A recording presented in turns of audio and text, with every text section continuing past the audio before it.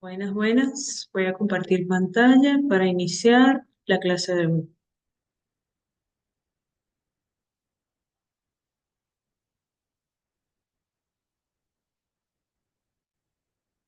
Ok,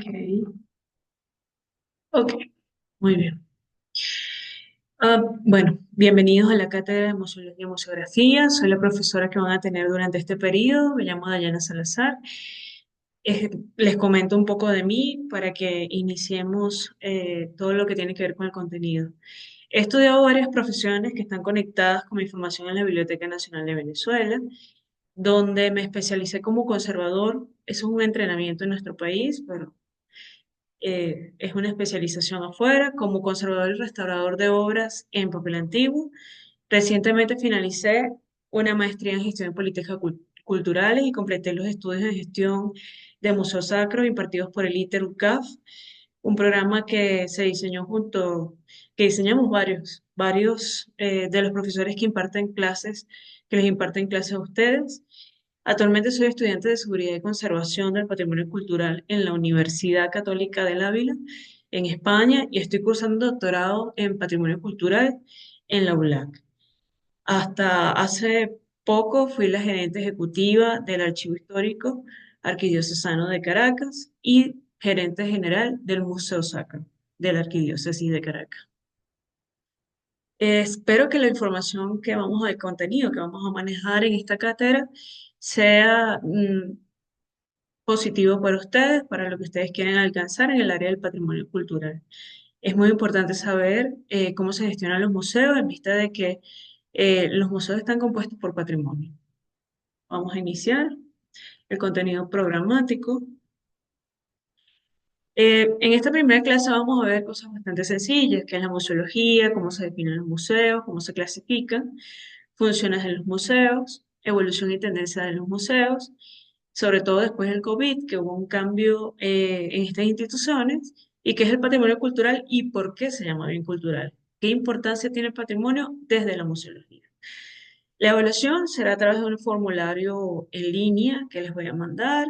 Es algo bastante sencillo, sobre todo para saber cómo nos vamos a manejar. Así que aprovechen que esta es la primera parte. Aprovechen de sacar puntos. La, el primer punto que vamos a desarrollar es que es la museología. La museología es el estudio de los museos, abarca su organización, su gestión y su papel en la sociedad. Según este autor, que es uno de los teóricos de la museología moderna, George Henry Rivière, él define esta disciplina como la ciencia que estudia las misiones de los museos y los medios de alcanzarlo. Es decir, a través de la museología se exploran las mejores prácticas para la conservación, la interpretación y la comunicación del patrimonio cultural, que los museos custodian, por supuesto. No se trata solo de preservar objetos, no se trata solamente de colocar una pieza en una pared, sencillamente se busca una manera efectiva de hacer que estos hablen a las generaciones presentes y futuras, transmitiendo su valor histórico, artístico y cultural. Como estamos hablando de museos y sabemos que todos manejamos un concepto, vamos a hablarlo formalmente desde el ICOM, que es el Consejo Internacional de los Museos, y que recientemente lo actualizó. Trató de abarcar todo lo posible lo que es un museo en sí. Es bastante larga la descripción, pero voy a comentarlo rápidamente. Un museo es una institución permanente sin fines de lucro al servicio de la sociedad, por supuesto, que investiga, colecciona, conserva, interpreta y expone el patrimonio material e inmaterial abierto al público, accesible e inclusivo. Muy importante la palabra accesivo, inclusivo, diversidad y sostenibilidad. Eso es lo que están marcando todos los museos del mundo y lo que tiene que ver con los objetivos que se han planteado para lograr en el mundo la agenda. Operan y comunican de manera ética, profesional y con la participación de las comunidades. Cuando digo agenda es la ODS, ofreciendo experiencias variadas para la educación, el disfrute, la reflexión y el intercambio de conocimiento. Es decir, que el ICON enfatiza que los museos tienen como misión preservar, investigar y comunicar el patrimonio material y inmaterial de la humanidad y su entorno. Fíjense que estamos hablando no solo del patrimonio, sino de lo que está alrededor. Es decir, que donde está un museo, ese espacio es diferente. Y las clasificaciones que vemos aquí ayudan, por supuesto, a, a conocer cómo esos museos pueden cumplir con esta misión. Está el Museo de Arte, que es el que más conocemos, el que tiene las pinturas, el que tiene las esculturas, el que tiene orfebrería, textiles y muchas otras cosas, como documentos, porque también entra en la clasificación de documentos y libros y así. Museo de Ciencias Naturales, Museo Sacro, como el Museo Sacro de Caracas, que está en la Plaza Bolívar, museos históricos, podemos hablar del Museo de Bolívar, ahí también en el centro, museos etnográficos, arqueológicos, especializados, de historia natural. De hecho, hace poco vi un museo que me llamó mucho la atención entre los especializados, que era el Museo de la Papa, así como le hice la historia de una zona que se enriqueció gracias a ese producto. Museos comunitarios, museos al aire libre, museos memoriales. Y es importante acotar una cosa, que yo lo coloqué, los museos versus los archivos históricos.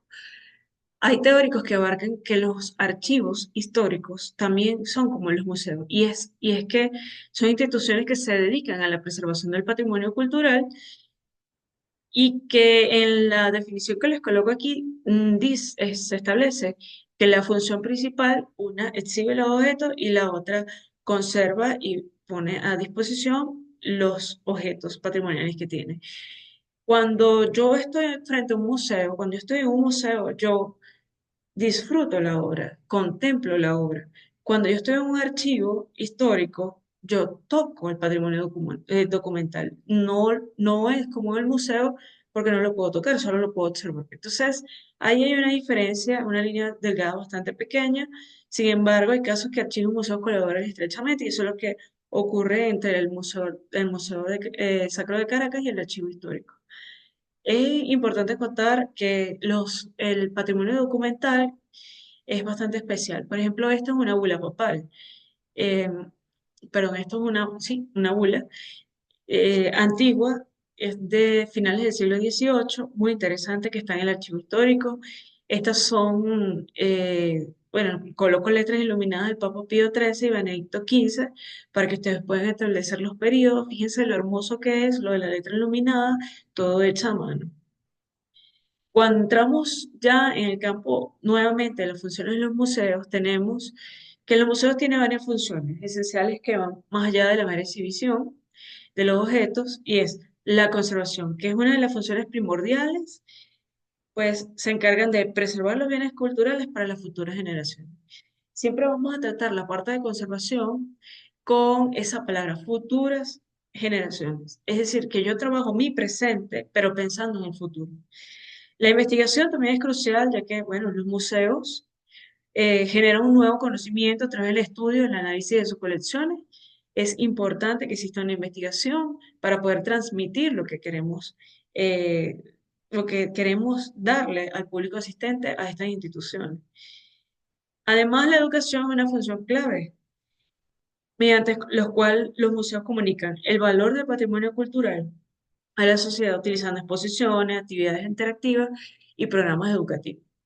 Finalmente, tenemos también la difusión, eh, que esta se refiere a cómo los museos hacen accesible este conocimiento y patrimonio a un público más amplio, utilizando tanto medios tradicionales como digitales, que es nuestra época.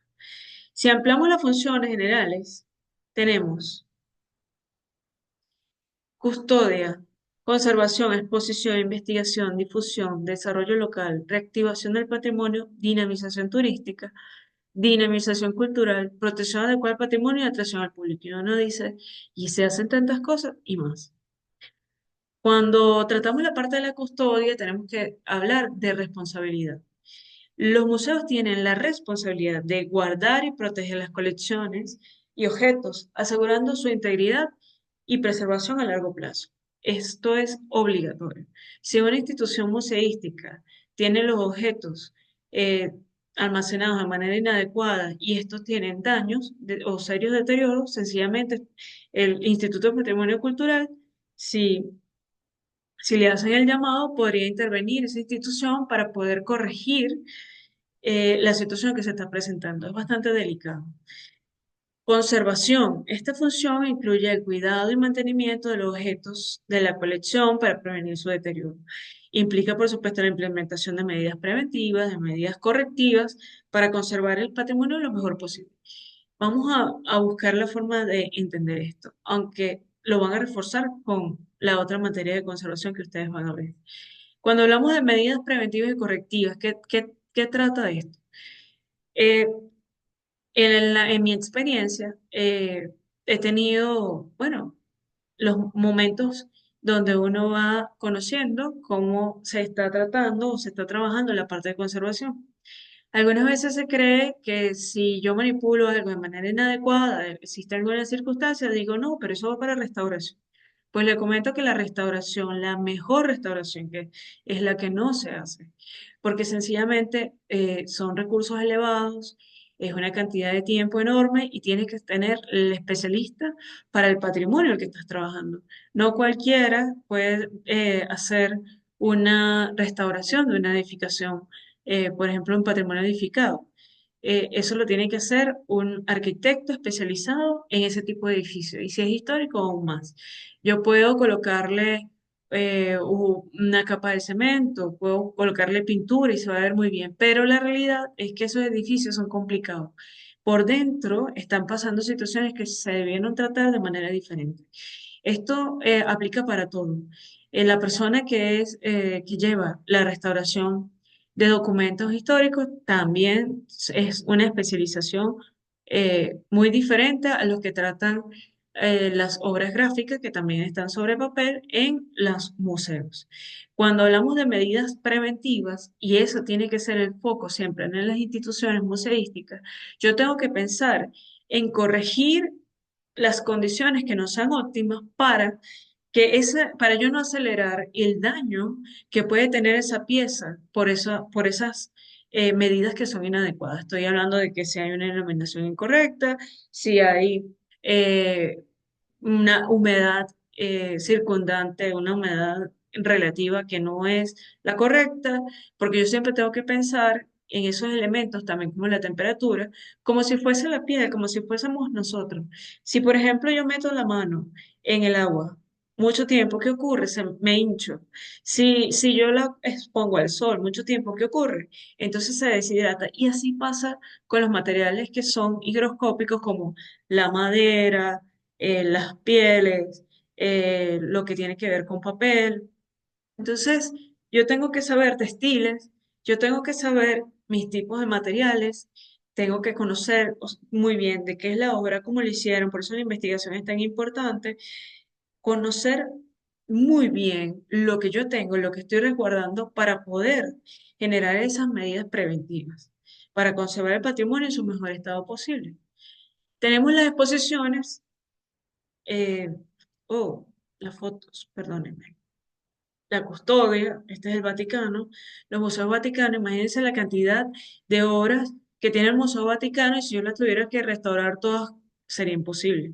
Por eso es que el foco es las medidas preventivas, las medidas correctivas o la conservación preventiva, como también se le llama, o la preservación, como también se le conoce. Y la restauración ya es cuando, bueno, si yo llego a un museo y estoy trabajando, estoy laborando en un museo, por supuesto que como el Vaticano, que puede tener una obra, vamos a decir, 8 siglos, 7 siglos, por supuesto que yo necesito hacer una intervención en algún momento si ya se dieron los materiales. Pero si no es necesario, por supuesto que ni siquiera toco la obra. Conservación. Este es el Guernica del Museo Reina Sofía. Aquí le están haciendo, o esta obra tuvo recientemente una restauración y aquí le están haciendo una de las radiografías. Esto es el espacio laboratorio del Museo del Prado. Esta es la parte de pintura. En la parte de conservación, nosotros tenemos unas premisas que son muy importantes. Y hago hincapié porque para nosotros siempre va a ser un lema decir que las restauraciones se hacen solo por especialistas. Por ejemplo, se busca la mínima intervención, objetividad y sentido común y criterio profesional, conservación antes que el valor económico y ética profesional sobre la falsificación. Porque por lo menos tiene que haber legibilidad, o sea, valor del documento y prolongar su uso, originalidad, conservar la información histórica y estética sin modificaciones. O si yo hago una modificación, esa restauración que estoy haciendo allí, tiene que ser evidente porque se tiene que conocer que esto tuvo una intervención. Entonces, ahí le coloco unas imágenes de restauraciones inadecuadas en la parte de arriba para que ustedes vean un periódico que le colocaron un papel, un adhesivo. Cuando un restaurador usa un adhesivo, es un adhesivo diferente, es un adhesivo estable químicamente, es un adhesivo reversible. Es decir, que si yo hoy aplico lo que se es en el momento, en este momento es apropiado en la restauración, en un futuro puedan dar un paso hacia atrás, quitar ese material y volver a hacer la restauración. Y el caso que muchos conocemos de la persona que intervino esta imagen y bueno, quedó como el lado derecho. Seguro tuvo las mejores intenciones, pero nosotros debemos saber que cuando manejamos patrimonio cultural tenemos que tener siempre ética, sobre todo. No podemos hacer una restauración, no podemos hacer un repinte, no podemos intervenir si no sabemos cuáles son las consecuencias bueno, evidentemente nunca van a ser las mejores. Responsabilidad personal altamente calificado, estudio a profundidad de lo observado. Aquí venimos a la parte de las exposiciones, que también, bueno, me extendí un poco en lo de conservación, pero vamos a continuar. La exposición, bueno, los museos organizan y presentan exhibiciones que muestran sus colecciones al público. Esto puede incluir la creación de montajes, la selección de objetos para exhibir y la interpretación de los mismos para facilitar su comprensión. En el caso de la investigación, que se los he nombrado varias veces, los museos llevan a cabo investigaciones sobre sus colecciones y temas relacionados siempre. Esto puede incluir estudios sobre la historia, el contexto cultural, la técnica, la fabricación, otros aspectos relevantes de la obra. Es muy importante la investigación. En esta fotografía es de la Galería de Arte Nacional, que me encanta esa institución. Les comento eh, ok, que cada vez que nosotros tenemos un trabajo con el patrimonio, que nosotros hacemos una exposición o una investigación, lo mejor es la difusión. Los museos tienen la tarea de comunicar y promover sus colecciones y actividades al público a través de diversos medios. Miren, catálogos, publicaciones, redes sociales y otros canales de comunicación. Todo lo que me pueda ayudar, todo lo tengo que utilizar. Todos los recursos que estén a la mano lo debo utilizar. Aquí, por ejemplo, le coloqué en difusión los catálogos de la exposición de la Sala de Reliquias del Museo Sacro de Caracas. Es muy bonito llevarse un catálogo a casa. Es bastante importante, sobre todo, no, sobre todo porque son experiencias diferentes. Es diferente cuando yo estoy en un museo y vivo la obra y cuando yo estoy en casa y la recuerdo y tengo el catálogo de la exposición. Es muy interesante ese feedback. Ahí, por ejemplo, en el catálogo de exposición del doctor José Gregorio Hernández, del Museo Sacro también, eh, esto es uno de los récipes de José Gregorio Hernández. Fíjense que este récipe salió en una publicación del Archivo Histórico Arquidiocesano que tiene 1197 récipes resguardados de nuestro beato y que se lleva al Museo Sacro de Caracas junto con otros objetos para ser exhibidos. Siempre se están cambiando porque por lo menos lo que es papel en exposición, así como es pintura, tiene plazos máximos para ser expuesto, debido a que la luz es uno de los agentes también de daños porque es acumulativo. Eso es como, por ejemplo, cuando yo tengo un cuadro en mi casa, una pintura, cuadro no, una pintura, y le quito el passepartout, que es esa ventana que rodea esa pintura, y veo una diferencia de color. Esa diferencia de color, ese amarillamiento, cuando desarmo el marco y veo la obra y digo, oye, ¿y esta barra? Bueno, es como cuando yo coloco el papel directamente al sol, que empieza rápidamente como a quemarse. Bueno, pasa lo mismo. Ahí hay un proceso químico que está actuando, que nosotros no lo vemos y cuando lo vemos ya está amarillo. Y no se recomienda hacer blanqueamientos a las obras, porque al final en el futuro, bueno, esos son aspectos muy eh, importantes, porque por lo menos en un archivo, un documento no lo blanqueas, pero de repente en un museo hay técnicas para el blanqueamiento debido a que entre la obra y el visitante y el espectador no puede haber una barrera. Si yo veo una obra y la obra tiene una mancha, yo solamente voy a irme a la mancha y me quedo allí. Entonces, eso tiene, bueno, sus técnicas y su discusión. En la parte de difusión seguimos con la parte ahí está el Museo Sacro, las redes sociales, también está el del Museo del Louvre.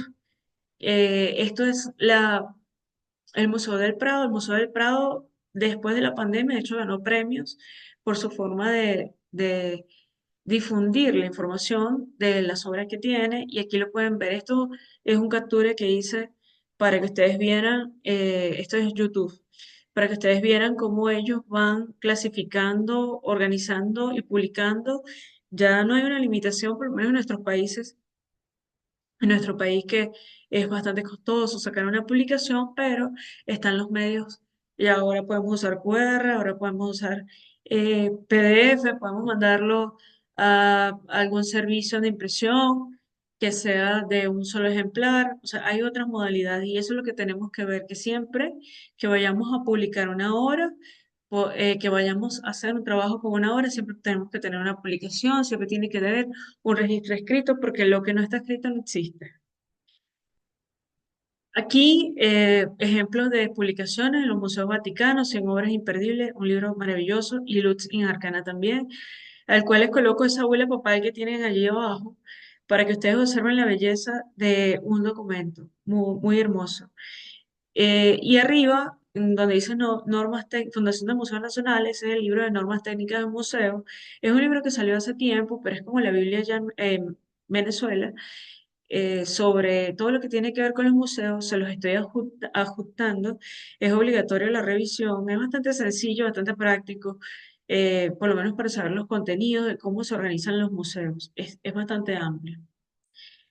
Cuando tratamos la parte del desarrollo local, tenemos que los museos pueden jugar un papel importante en el desarrollo de la comunidad local, apoyando la identidad cultural y contribuyendo a la economía local mediante el turismo y eventos comunitarios. Siempre hay un apoyo de las instituciones a su alrededor y siempre hay un cambio. Eh, Nosotros lo vivimos en el Museo Sacro de Caracas cuando se aperturó en conjunto con todas las instituciones que están en el sector y que bueno, dieron un paso más para que el centro de Caracas siga siendo tan turístico como lo es de hace un tiempo para acá. Reactivación del patrimonio. Bueno, después de la pandemia tuvimos tantas situaciones con muchos museos, poco a poco se van reactivando y también hay patrimonios que deben ser, que los museos pueden trabajar para revitalizar y dar nueva vida a ese patrimonio cultural que puede estar en peligro de olvido o de deterioro o involucrando a la comunidad y promoviendo el interés en el patrimonio. Eso es muy importante. Aquí, en la dinamización turística, bueno, los museos, como el punto anterior, no, el punto que viene, perdón, los museos atraen turistas y contribuyen al desarrollo del turismo cultural, ofreciendo experiencias únicas y educativas que enriquecen la oferta turística en una región. Fíjense que les coloco aquí en este punto la fotografía de la Capilla Sistina del Vaticano. Nosotros siempre creemos que la Capilla Sistina, cuando la vemos, es las dos manitos que están así. Sin embargo, es un espacio bastante que tiene como muchos elementos. Y cuando vamos a visitarla, no vamos solos, no estamos solos. Fíjense lo que dice el medio de comunicación Clarín. Con una cifra creciente de 620.000 visitantes en el 2017, el promedio actual es de 25.000 visitantes diarios. Imagínense todo lo que tiene que ser ese museo diariamente para que pueda eh, funcionar de manera correcta y que ese patrimonio pues, permanezca de la manera más óptima. Es un trabajo importante que vamos a ir viendo a lo largo del tiempo, estos días. Dinamización cultural. Los museos fomentan la participación cultural y el acceso a las artes, contribuyendo a la vida cultural de la comunidad, como les había comentado, a través de actividades educativas, programas culturales y eventos. Fíjense que aquí el Museo del Prado retoma después del COVID el Prado de noche, con un total de 1.735 visitantes, su apertura nocturna. Fíjense qué interesante cómo cambia la ciudad, cómo cambia el espacio con la participación, con las propuestas que pueden dar las instituciones museísticas. Protección adecuada del patrimonio, esto es, además de custodiar y conservar, los museos deben asegurarse de que el patrimonio sea protegido adecuadamente contra riesgos de expolio, que son los robos, daño físico o el deterioro ambiental, que ya se lo había mencionado. Fíjense que siempre es recurrente el tema de la protección, salvaguarda, conservación, preservación. Siempre estamos trabajando sobre estas piezas. Y en las imágenes podemos ver inmuebles, esculturas, el patrimonio arqueológico son fotografías que saqué del Instituto de Patrimonio Cultural en España. Es un instituto bastante interesante. Sería bueno que revisaran sus redes sociales, sobre todo el Instagram, que tienen publicaciones muy interesantes. En la atracción al público, bueno, aquí coloqué la cámara de cromosaturación de Cruz 10. Ah, perdonen que el 10 está en minúscula. Dubái 2020. Bueno, los museos deben de desarrollar estrategias para atraer y captar la atención al público. Si un museo tiene lo mismo y siempre lo mismo y va en lo mismo, sencillamente empieza a haber un desinterés. Porque nosotros tenemos un público cautivo, que es el que siempre sabe que tenemos y que admira el patrimonio que se custodia. Sin embargo, no es suficiente. Se deben ofrecer exposiciones interesantes, actividades atractivas y programas educativos que atraigan a los visitantes de diversas edades y perfiles. Fíjense que en la experiencia que tuve en el Museo Sacro de Caracas, me gustaba mucho la visita de los chicos del colegio, porque ellos se expresan de una manera muy bonita. Como no tienen barreras en la comunicación, sino que se expresan, entonces podían llegar a tener un feedback muy interesante con las obras religiosas que se encuentran en esa institución. Evolución y tendencia de los museos. Bueno, los museos han evolucionado significativamente, desde sus inicios como colecciones privadas de curiosidades hasta convertirse en instituciones públicas dedicadas a la educación y a la cultura. Cuando coloco lo de colecciones privadas de curiosidades, les comento que les dejé una lectura obligatoria. Ah, bueno, un video. Hay un video, bueno, hay unas lecturas complementarias, pero lo obligatorio le coloqué el video para que ustedes comprendan cómo es el origen de los museos, cómo es esto de las colecciones privadas de curiosidades. Es bastante interesante. El video dura mm, unos 5 minutos, me parece, y espero que lo disfruten. Hoy en día los museos no solo son entonces espacios donde se exhiben objetos, sino son lugares de interacción y de aprendizaje. Y fíjense cómo hemos visto cómo ha evolucionado todo esto de las exhibiciones, por ejemplo, como la que estuvo en Caracas de Van Gogh, donde tú podías entrar a una sala y tenías la proyección y te sumergías a la obra de Van Gogh. Fue bastante interesante y como eso han habido muchas otras.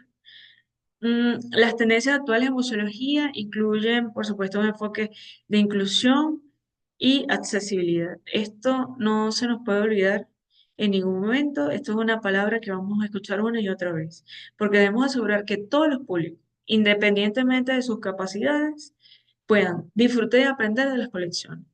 Además está, bueno, todo esto de la tecnología, todo esto de la digitalización. Bueno, es una tendencia creciente con museos que adoptan tecnologías como estas visitas virtuales o estas aplicaciones interactivas y bases de datos en línea para ampliar su alcance y mejorar la experiencia del visitante. Yo no sé quiénes son de Caracas, entiendo que son de todo el país. Eh, Les comento que hay un trabajo muy interesante que se hace con unos hologramas que tú sientes que te están hablando y el holograma es como, tú ves como si saliera de la propia pantalla donde se está proyectando. Ese tipo de cosas son bastante interesantes cuando para algunas exposiciones.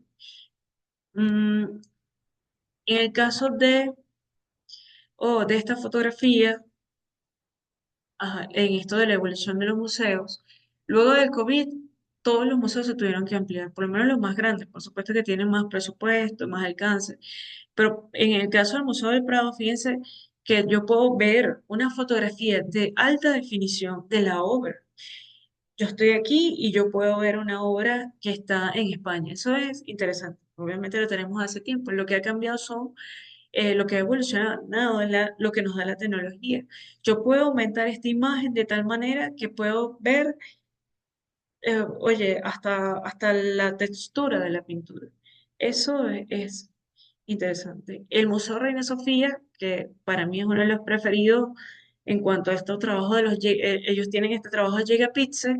Fíjense que hice una selección de obras de la colección del museo en alta resolución, pero aquí hay algo más. Aquí tú puedes ver distintas vistas de la obra. Tienes la luz visible, la luz ultravioleta, la fotografía digital infrarroja y la imagen radiográfica. Es decir, que todo aquel que es especialista puede trabajar con la obra. Yo puedo, o sea, estos son tomas que se utilizan en los laboratorios de conservación y restauración para ver cómo van las obras y es muy interesante.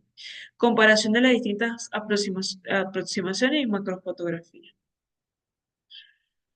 Busqué una obra y se las coloqué para que ustedes vieran. Primero ven la obra como nosotros la vemos. Por supuesto, cuando no es lo mismo cuando estamos en un museo, son vivencias diferentes que cuando estamos aquí, pero cuando estamos en pantalla, la calidad es tal que es, digamos que, una vivencia, como les dije, totalmente diferente.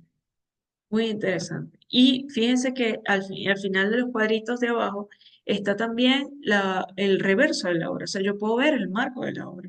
Yo puedo saber si esa obra está, y es una responsabilidad muy interesante que tiene esta institución con el público, porque yo puedo ver cómo está la obra. Si la obra le pasa algo, yo digo, epa, estaba bien allí, porque al final todos somos guardianes del patrimonio. Las instituciones hacen, obviamente, lo mejor que pueden y deben hacerlo. Pero somos nosotros también los garantes, porque el patrimonio es parte de nosotros, nuestra identidad.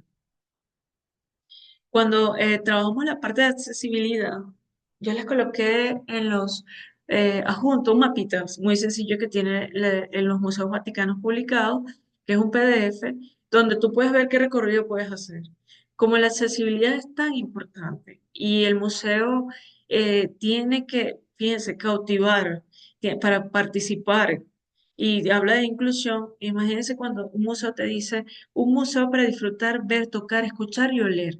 Qué interesante. Es de verdad lo que se puede hacer en este momento con todo lo que es el patrimonio, sin explotarlo, es decir, manteniendo siempre su protección, es bastante interesante. En el Museo Vaticano tiene, fíjense, entrada gratuita con un certificado de validez superior al 74% y un acompañante si esta persona tiene una invalidez superior. Alquiler gratuito de sillas de ruedas, accesibilidad para scooter y sillas de ruedas eléctricas, aseos adaptados y disponibles a lo largo del recorrido para las personas que lo requieran, itinerario sin barreras. O sea, es saber cuáles son estos espacios accesibles y cómo puedo tener yo, o sea, o la persona con esta necesidad, asistencia al personal del cuerpo de guardia. Es muy interesante. Visitas guiadas estándar no son accesibles para sillas de ruedas, eso es para que la gente de una vez conozca. Es decir, es necesario que un museo te dé las indicaciones porque fíjense, en Venezuela porque tenemos museos un poco más pequeños, pero cuando yo voy al Louvre, cuando yo voy a los museos vaticanos, es totalmente diferente porque se hace hasta cola para entrar. Puedes durar horas, horas, horas o meses. O yo no puedo llegar al Vaticano a ver, no sé, la obra más conocida porque no siempre hay cupo para ello. Entonces, es bastante interesante. Aquí el Museo del Prado también tiene esa propuesta de Museo sin barreras y también dice ascensores accesibles, rampa y plataforma, auditorios y mostradores equipados con bucles magnéticos. Fíjense cómo se trabaja el tema del museo sin barrera, el plano accesible y disponible para que todos sepan por dónde pueden ingresar.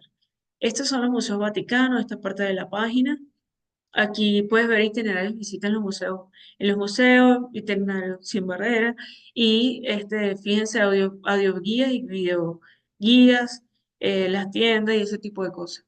Pareciera que a veces se cree que cuando vemos una tienda, o en el caso del Vaticano, bueno, tiene sus restaurantes, pero cuando nosotros vemos esos espacios, hay algo importante que debemos entender. El patrimonio cultural, mantener el patrimonio cultural es una cantidad enorme de dinero que se necesita, mucho financiamiento. Y son estos detalles lo que hacen, lo que ayudan a poder, para poder sostener lo que se tiene. Es bastante importante este tipo de cosas. Y esta página web, que es el Google, me encanta, es para mí la que tiene mejor perfil de accesibilidad. Fíjense que tú puedes colocar ceguera, trastornos de habilidades motoras, daltonismo, epilepsia, TDAH, o sea, yo puedo adaptar la página web según mi necesidad para yo poder disfrutar de las obras que voy a ver allí lo mejor posible. O sea, esto de verdad es inclusión. Y les traje esto porque, bueno, me parece bellísimo. Accesibilidad sensorial al Museo del Prado. Esto se llama, se los coloqué, les coloqué un video, no, una publicación que hicieron el mismo Museo del Prado para que ustedes vean cómo es este trabajo. Esta es la Gioconda del taller de Leonardo da Vinci, que la han impreso en relieve para que darle oportunidad a las personas eh, que en este caso puedan tocar y conocer cómo es la Gioconda. O sea, no solo es yo he escuchado siempre de ella, sino que voy a tener la vivencia. ¿Qué es el patrimonio cultural y por qué se le llama bien cultural? Bueno, el patrimonio cultural incluye todas aquellas manifestaciones tangibles e intangibles. Coloqué, les digo tangible e intangible por lo siguiente, y se los coloqué en la lámina, materiales e inmateriales. Es que ahora se utilizan estos nuevos términos materiales e inmateriales, que reflejan, bueno, la identidad, la memoria, los valores de la comunidad o la nación.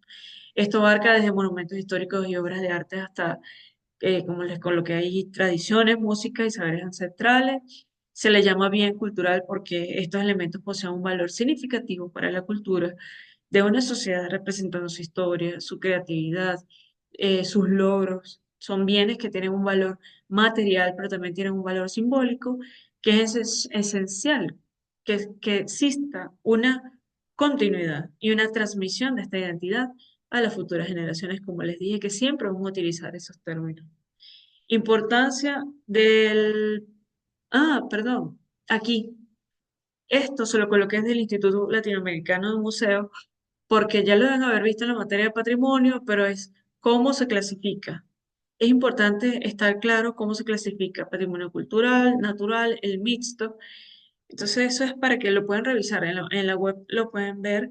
Yo no se lo adjunté solamente por esta vía, pero sí es importante conocer cuáles son sus clasificaciones o sus tipos. Importancia del patrimonio en la museología. Bueno, el patrimonio es el núcleo de la museología, ya que esta disciplina se encarga de preservar, estudiar y difundir estos bienes para que puedan ser apreciados y entendidos al público.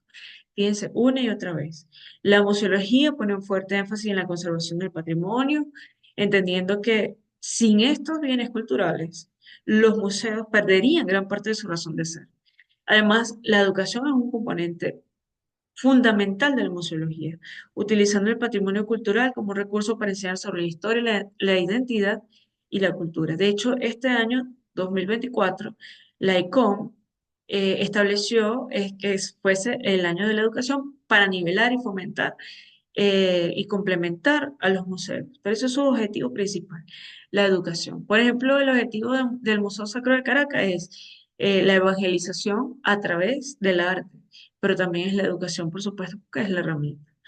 Eh, es así como podemos decir que el patrimonio cultural es la base sobre la cual se construye toda la labor de la museología y su preservación es esencial para mantener viva esta memoria cultural de la humanidad. Para finalizar, les dejé este video. Oh, así. Es un video de cómo montan una exposición para ir adelantando un poco el tema siguiente. Este es el Museo Nacional del Prado.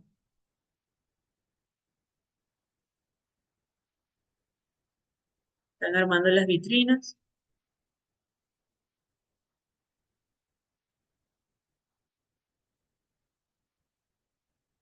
y están haciendo los rotulados. Fíjense cómo trasladan las obras, siempre con mucho cuidado. Interesante, ¿no? Espero que podamos vernos pronto. Bueno, vernos no. Trabajar pronto juntos. Vamos a ver cómo es la comunicación que vamos a tener de ahora en adelante a través de la plataforma que tiene la institución. Y bueno, les dejo entonces los recursos que necesitan para aclarar ideas.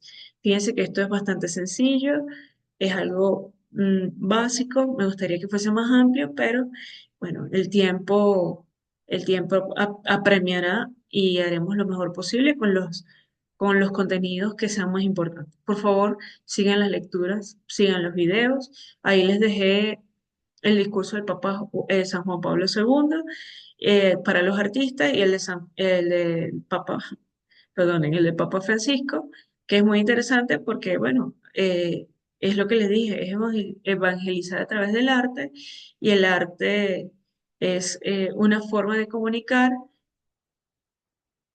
es la belleza y la belleza de Dios. Espero que podamos, bueno, tener un feedback próximo bastante chévere con la información que ustedes manden. Gracias.